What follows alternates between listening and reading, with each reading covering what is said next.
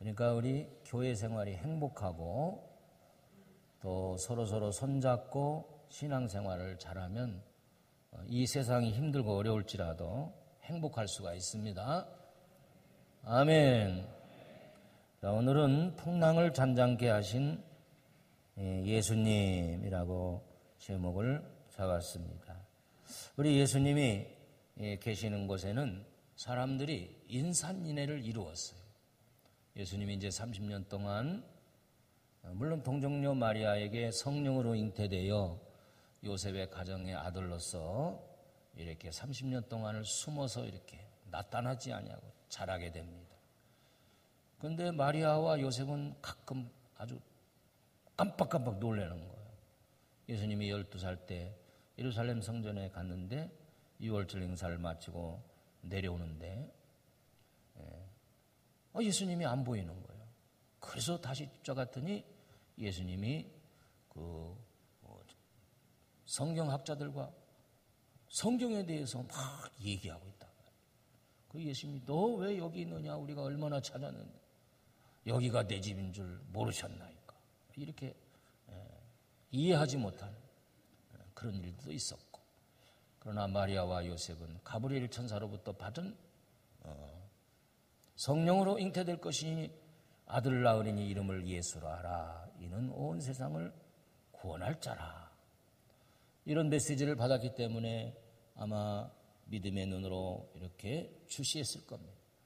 그래서 30년 동안을 그 육신의 아버지 어머니를 잘 섬기다가 드디어 공생애를 시작하게 되고, 또 마가복음에서는 예수님이 복음의 시작이라 이렇게 말씀하고 계셔요. 예수님이 하나님의 아들로서 이 땅에 오셔서 드디어 하늘나라에 대한 메시지를 증거하게 되는데, 예수님의 사역은 주로 이 갈릴리 바다 주변의 사역이었습니다. 그래서 예수님의 생애에 대해서 기록한 것을 사복음서라고 얘기하는데, 사복음서가 마태, 마가, 누가, 요한복음이죠. 그런데 예수님의 생애에 대해서 아주 비슷하게 기록한 복음을 공관복음이라고 해요. 다 같이 한번 해볼까요? 공관복음. 이 공관복음은 예수님의 생애를 비슷하게 이렇게 전했어요. 그래서 마태복음은 예수님을 하나님의 만군의 왕으로, 만왕의 왕으로 오셨다. 또 마가복음은 섬기는 종으로서 그렇게 기술을 했고, 누가복음은 인자로서 사람으로서 오신 예수님을 얘기했습니다. 특히 이 마가복음은 복음서 중에서 가장 먼저 기록된 그런 복음서지요. 그런데 이 마가복음을 보면은 유난히 다른 복음서보다도 예수님의 행하신 기적을 많이 실어놨단 말이에요. 그런 기적을 볼 때마다 많은 사람들이 깜짝깜짝 놀라고, 오늘 제자들이 도대체 이분이 누이시기에 어떤 분위기에 이 바다도 순종하는가? 라고 하는 질문을 하게 됩니다. 우리 사랑하는 성도 여러분, 여러분들도 이 세상을 살아갈 때 여러분들 주위에 사람들이 많이 이렇게 모이는, 주위에 사람이 많이 있는 그런 축복이 있길 바랍니다. 또 인덕이 있으시길 바랍니다. 섬기시는 삶을 사시길 바랍니다. 할렐루야.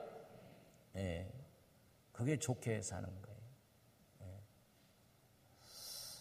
얼마 지난주에 세미나를 했는데 가서 도전을 또 받고 목회 프레임을 거기서 확인하고 목회 설교도를 그려라 라고 하는 참 도전받는 말씀을 주셨는데, 때마침 그 옛날 동기 목사님, 그 목사님이 목회를 현장을 떠났는데 아버님이 돌아가셨어요. 그래가지고 보니까 가까워요. 그래서 강의가 10시까지인데 강의 끝나고 밤 10시에 이제 그 인하대병원 영안실에 갔더니 아주 시설이 좋더라고요. 그런데 너무 제가 차이가 났어요. 그 친구 목사님의 장례식장을 갔더니 아주 싸늘해요. 싸늘해요. 아들 하나, 딸 하나 그렇게 됐는데, 이렇게 보니까 화환이 딱 3개 와 있더라. 조화.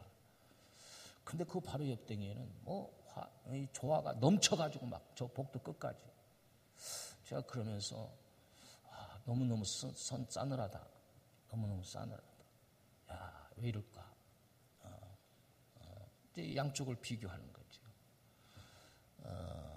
그러니까 아버님의 장례식을 맞이해서 오는 손님은 아들 손님, 딸 손님, 자녀들 손님이고, 자녀 결혼식에 오는 손님들은 아버지의 손님들이에요. 그러니까 그 현장을 봤을 때 자녀가 좀 많이 있었으면 좋겠다 하는 그런 마음을 가졌어요. 자, 우리 예수님이 나타나셨다 하면 많은 군중들이, 여러분 장정만 5,000명, 그 외에 여자와 아이들 앉혔잖아요. 이렇게 수많은 사람들이 따라다닌 이유가 뭐냐? 예수님의 입에서 나오는 복음과 그 다음에 그들을 치유하셨다. 죽은 자를 살리시고 또 병든 자를 치료하시고 이런 기적과 이적을 보았기 때문인 겁니다. 여러분들 인간관계를 잘 맺어가지고 할렐루야, 여러분들 주위에 여러분들 사랑하고 여러분들 관계가 좋아서 이렇게 주위에 사람이 많이 이렇게 모일 수 있는 덕을 쌓는 우리 교회 성도들이 다 되길 주의 이름으로 축복합니다. 아멘. 그래서 교회도 화합이 되고 하나가 되고 이렇게 참 한 성도라도 잃어버리지 않도록 우리 성도들이 다 이렇게 허리띠를 메고 가도 들뚱말뚱한 이 지금 현 시점이 너무 어려운 시대 아니에요? 옥동 중앙교회는 참 화합되고 성도들 사랑이 정말 섬김에 이런 것이 있다고 소문이 나야 우리 교회 주위에 사람들이 모이게 되는 거예요. 이렇게. 할렐루야. 그래서 저는 혹시나 교회 앞에 새벽이라도 추위에 길을 쓰는 사람들이 있으면 찾아가서 커피 그거 얼마 안 되지만 들고 가서 이렇게 한잔 하시라고, 커피 드시라고. 얼마나 참 추우신데 고생하냐. 그럼 어쩔 줄을 몰라요. 내가 무슨 그 수십만을 봉투에 넣어놓은 것도 아닌데 거기에 대한 관심이죠, 관심. 어떨 때는 경찰차가 여기서 이제 여기에 우범 지역이라고 여기서 와서 좀 쉬면서 이렇게 할 때도 있어요. 밤늦게 보면은 이렇게 보면 2분이 있더라. 그럼 또 커피 2잔을 가지고 가서 똑똑하고 아이고 우리 교회 앞에서 이렇게 지켜주시니 고맙습니다. 너무 수고하십니다. 이렇게 드리면요 또 얼마나 감사하는지. 할렐루야. 할렐루야. 예. 그래서 우리 성도들은 여러분들 주위에 전도 대상자가 자꾸 많아지고 할렐루야. 막 북적북적하고 그래야 돼요. 아멘. 그래서 예수님이 제자들과 함께 이제 회중을 통하여 예수님의 사역이 갈릴리 바다 주변에서 다 이루어지는데 이제는 회중들에게 주의 말씀을 전하고 이 배가 강당이 됐단 말이에요. 예. 그런 다음에 예수님이 제자들에게 명령합니다. 얘들아, 이 바다 건너편으로 가자. 그래서 제자들이 예수님을 모시고 이제 이 갈릴리 호수를 건너가는 겁니다. 이 갈릴리 호수는 고기도 많고 정말 물이 맑아요. 저도 성지순례 때 이제 갈릴리에서 배를 타고 중앙에 딱 가가지고 거기서 선상 예배를 드리고 거기서 뜨겁게 기도했어요. 성지순례자들이. 너무 감동이 됐어요. 그때 생각이 났어요. 예수님이 전련전역에서 풍랑을 잔잔케 하신 갈릴리 바다구나. 감동이 되는 거예요. 그래서 이 갈릴리는 바다가 아니고 호수인데 이 호수가 폭이 최고 넓은 데가 약 13km 정도 되고 그다음에 남북의 길이가 약 25km 되는 아주 큰 호수예요. 그래서 사람들이 그걸 바다라고 그래서 바다라고. 그 당시 갈릴리 호수 주변에는 약 50만의 인구가 살았다. 그래서 예수님은 어떤 큰 큰 도시 가서 한 것도 아니고 이렇게 제자들 가운데도 어부도 많이 있어요.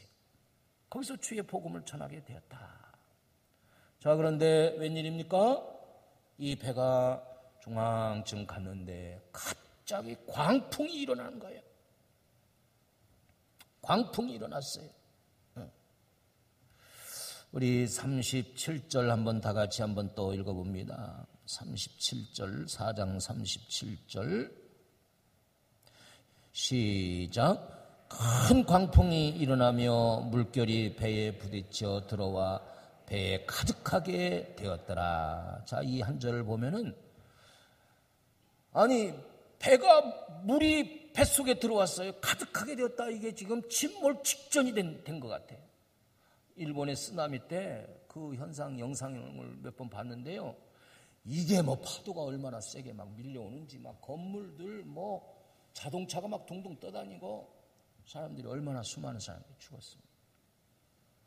여러분 그때 당시에 이 배가 뭐 큰 배도 아니고 노를 저어서 가는 배인데 근데 예수님은 이렇게 제자들이 풍랑을 만났는데 어떻게 되느냐 예수님은 자 38절 또 읽어봅니다. 38절 시작. 예수께서 고물에서 베개를 베고 주무시더니 제자들이 깨우며 이르되 선생님이여 우리가 죽게 된 것을 돌보지 아니하시나이까 하니.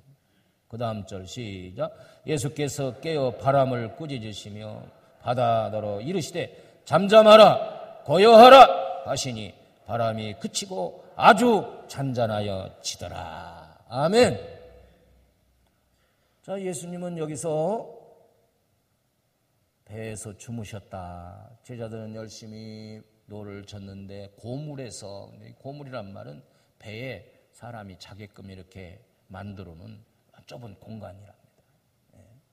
거기서 예수님이 주무신단 말이에요.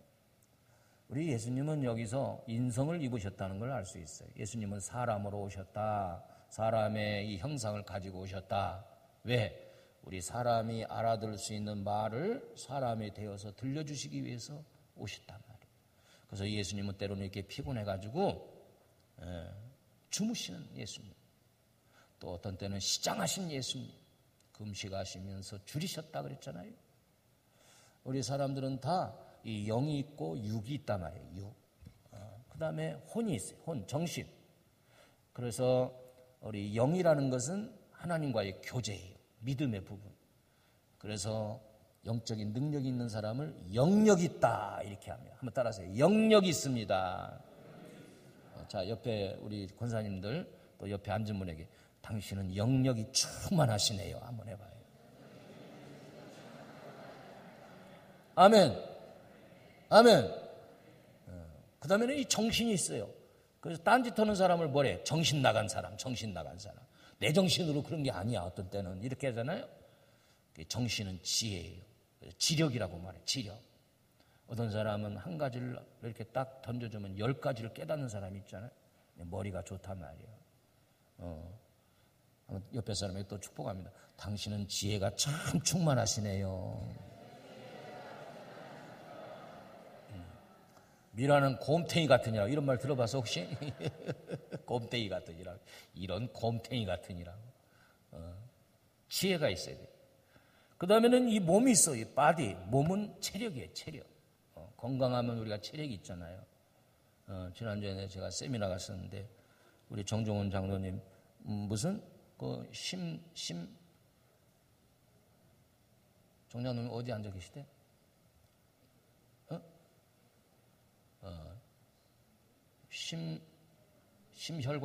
심혈관. 예.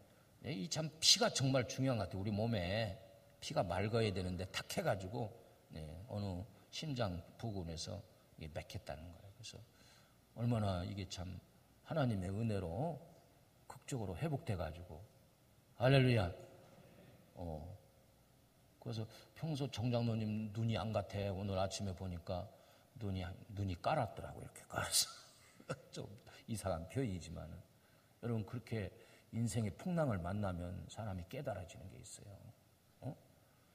근데 여러분 외국에서 그런 일 당했더라면 어떨 뻔하냐고 아찔하잖아요. 참 하나님이 사랑하시니까 할렐루야. 옆에 분에게 좀 심각하게 말해요. 피가 맑아야 합니다. 피가 맑아야 돼. 피가 맑아야 돼. 그 음식을 잘 섭취해야 돼. 할렐루야? 피를 맑게 해야 된다. 헌혈도 여러분 자주 하면 좋다고 그래요. 피를 이렇게 빼주면 새 피가 마련돼. 이 돈 있는 사람들은 아주 대학생들, 청년들 피를 갖다가 막 계속 갈아주는 거예요. 이렇게. 근데 지금 과학이 아무리 발달하고 첨단 시대라도 지금 현재 사람은 피를 못 만들어요. 흙을 못 만들어요. 우리 하나님만이 하시는 일이 있는 줄 믿습니다.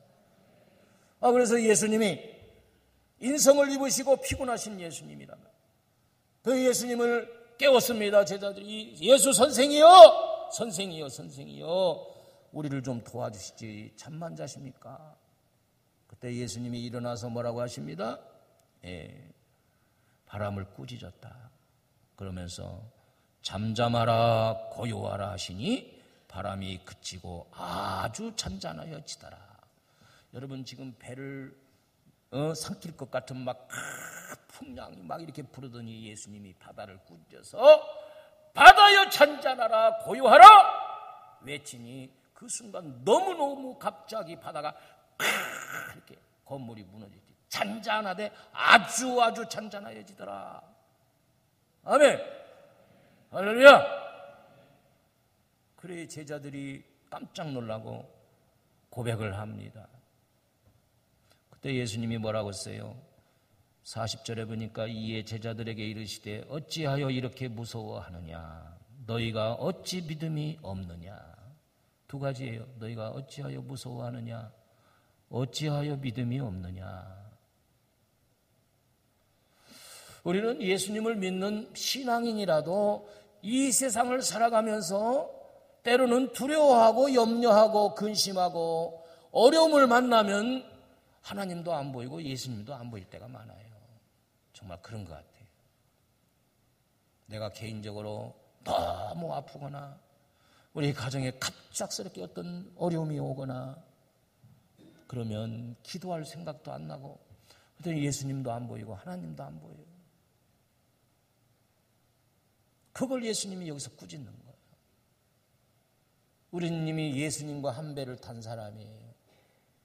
할렐루야. 그 배는 여러분들 가정도 될 수 있고 그 배는 교회가 될 수 있고 그 배는 대한민국 나라도 될 수 있단 말이죠. 지난 한 해 국가적으로 대통령 탄핵 사건으로 현직의 대통령을 세상에 하루아침에 감옥에 갖다 가두고 조금 너무하는 것 같지 않아요? 연약한 그 여성, 그것도 남편도 없잖아. 응? 너무하는 거 아니에요 이거? 나는 그렇게 생각해. 불쌍해 보여.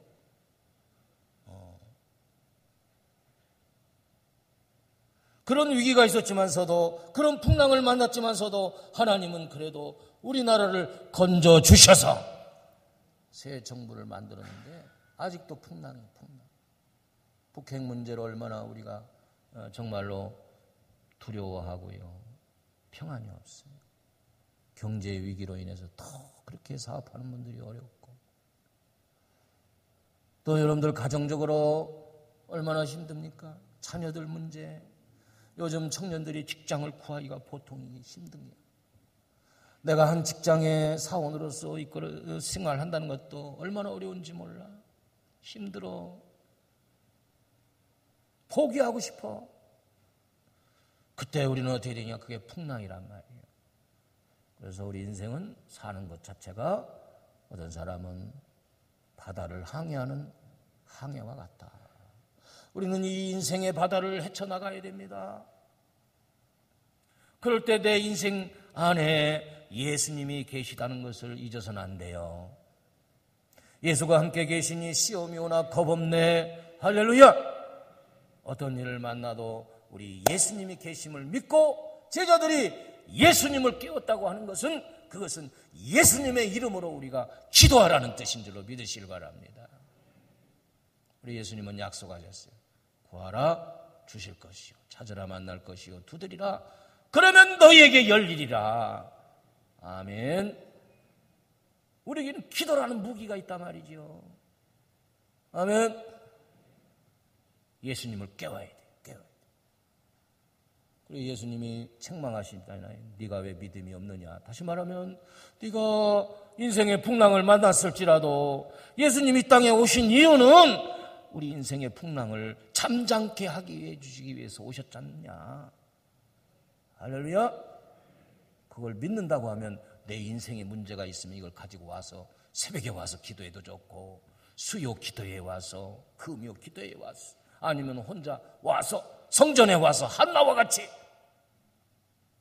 그걸 가지고 기도하면 우리 예수님은 풍랑을 꾸짖어 잠잠케 하시는 능력이 계신 줄로 믿으시길 바랍니다. 예수님이 누구신가? 예수님이 누구신가? 선생이여 했던 이 제자들이 아직도 예수님을 따르기로 결정하고 배와 그물을 다 버리고 왔지만서도 예수님에 대해서 잘 모르는 거예요. 지금 체험이 없단 말이에요.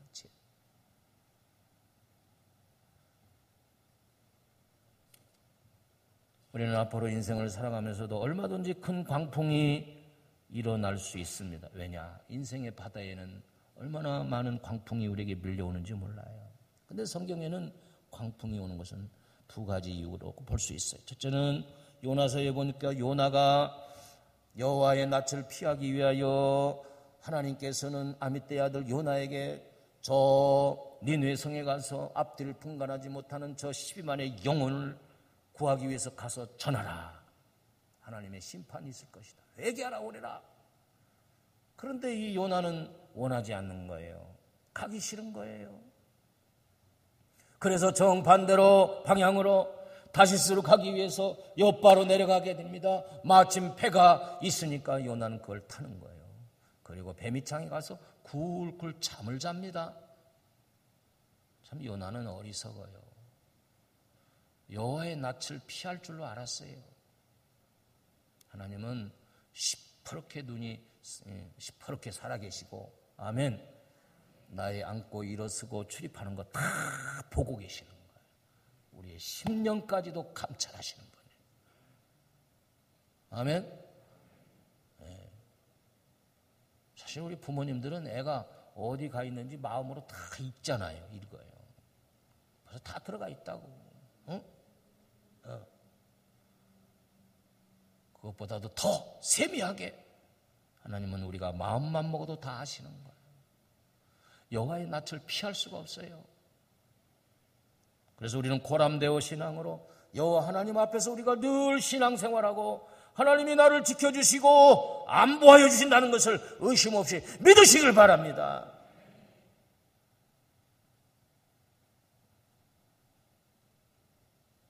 그걸 믿어야 돼요. 그게 우리가 믿음이 부족해서 그래요. 선생님이요, 우리가 죽게 된 것을 돌아보지 않습니까? 구주여, 광풍이로 내가 죽게 된 것을 돌아보지 않습니까?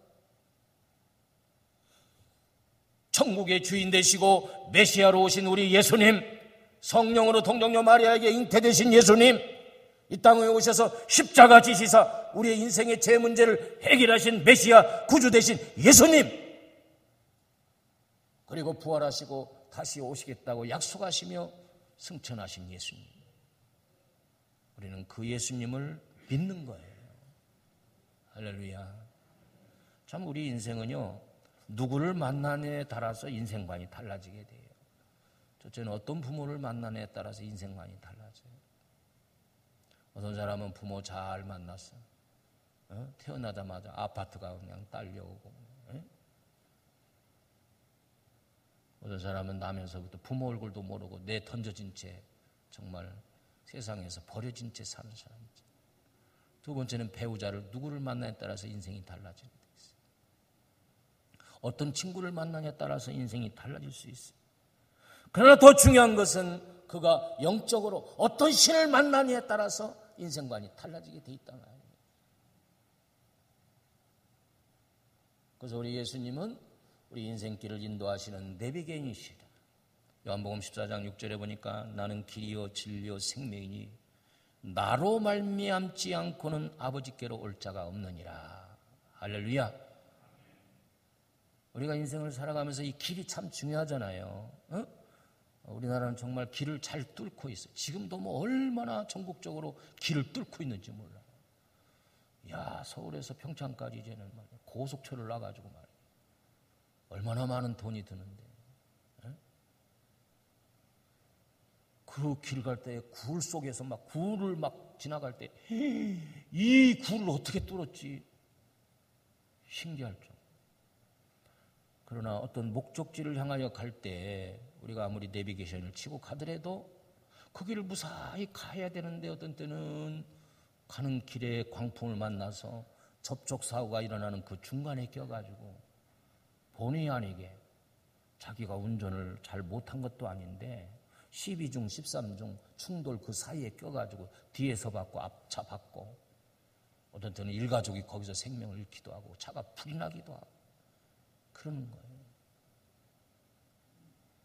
하물며 우리 인생길에 정말 예수님이 길이라고 말씀하셨는데 예수님이 우리에게 가르쳐 주신 이 천국의 내비게이션, 성경 말씀에 기록된 내비게이션대로 우리가 길 대신 예수님 손 붙잡고 가야 된단 말이에요. 그러면 무사히 천국까지 갈 수 있을 줄로 믿습니다. 두 번째는 뭐냐? 우리가 왜 풍랑을 만나느냐 그거예요.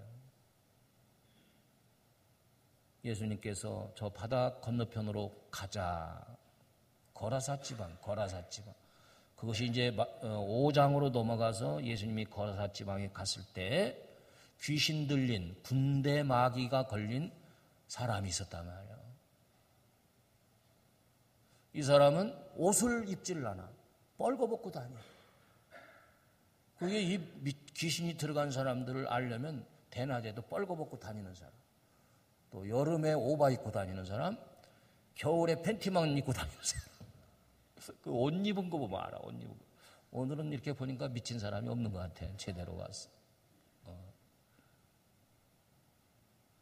또 집에 들어오지를 않고 무덤 사이에서 거기서 자는 거야. 무덤 사이에서. 아, 우리는 무덤하면 무섭잖아. 공동묘지 무덤 가가지고. 그래가지고 이 귀신이 예수님을 만나게 됩니다. 그래서 이 사람을 쇠사슬에 매어놓았어도 그 쇠사슬을 깨트렸다. 5장 4절에 보니까. 그가 고백하기를 어떻게 합니까? 자, 마가복음 5장 6절 7절 한번 같이 읽어봅니다. 시작. 그가 멀리서 예수를 보고 달려와 절하며 큰 소리로 부르짖어 이르되 지극히 높으신 하나님의 아들 예수여, 나와 당신이 무슨 상관이 있나이까? 원하건대 하나님 앞에 맹세하고 나를 괴롭히지 마옵소서 하니, 이 귀신은 알아보는 거야. 이분이 하나님의 아들 예수라는 걸 알아보는 거야. 귀신이. 왜? 귀신은 용하니까. 여러분, 이것은 뭡니까? 우리 예수님이 그 거라사 지방에 있는 이 귀신 들린 사람을 이미 기억하시고 그 사람을 구원해 주시려고, 그래서 귀신이 사정해서 2천만 마리의 돼지떼에게로 들어가는 것을 허락하니까 돼지떼들이 그만 물속에 다 빠져 죽게 되지요. 우리가 풍랑을 만나는 것은 주의 일을 할 때, 주님의 이름으로 헌신 봉사하려 할 때, 신앙생활 하는데도 풍랑이 있다는 걸 아셔야 돼요. 아멘? 그런 것 같아요. 참 이 목회를 해도 목회의 길이 순탄하지가 않고 때로는 풍랑이 와요. 풍랑이. 또 교회 안에도 풍랑이 올 때가 있어. 풍랑. 주의 일을 하다 보면 그렇게 되는 거예요. 그러나 그 이유는 뭐냐?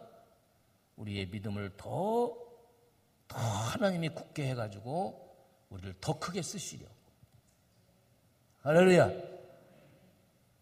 그러니까 우리는 그런 위기가 올 때 포기하거나 낙심하지 말고 우리 예수님을 바라보고, 할렐루야, 예수님 손잡으면 돼요. 내가 예수님을 바라보고 예수님의 인격을 담고 예수님의 마음으로 이 풍랑을 이겨야 된단 말이죠. 이 제자들은 바다 가운데서 예수님이 바다를 잔잔하게 하는 그 능력의 주님을 만남으로 그들의 신앙은 어떻게 될까요? 엄청 굳게 되고 그 예수님은 하나님의 아들 메시아라는 것을 확신하게 되는 거예요. 할렐루야. 그래, 우리 성도들은 풍랑이 내게 왔다고 생각하면 우리는 예수님을 깨우고 예수님의 도움을 받아야 될 줄 믿습니다. 예수님 도와주세요. 예수님 이 풍랑을 잔잔케 해주세요. 여러분, 광석은 용광로 몇 천도의 용광로에 들어갔다 나옴으로 비로소 순금이 거기서 발견되는 것처럼 우리의 신앙도 예수님의 그 은혜의 말씀으로 예수님의 인격을 바라볼 때 내가 다듬어지는 거예요. 여러분, 김장도 배추도 다듬어서 하잖아. 이 나무를 쓸 때도 기둥도 다듬어야 돼. 그런 것처럼 모세도 그가 혈기가 있었지만 하나님께서 온유함으로 광야에서 40년 동안 다듬었어. 한 사람을 40년이나 깎아 닮았어. 하물며 우리는 어떻게 했어요?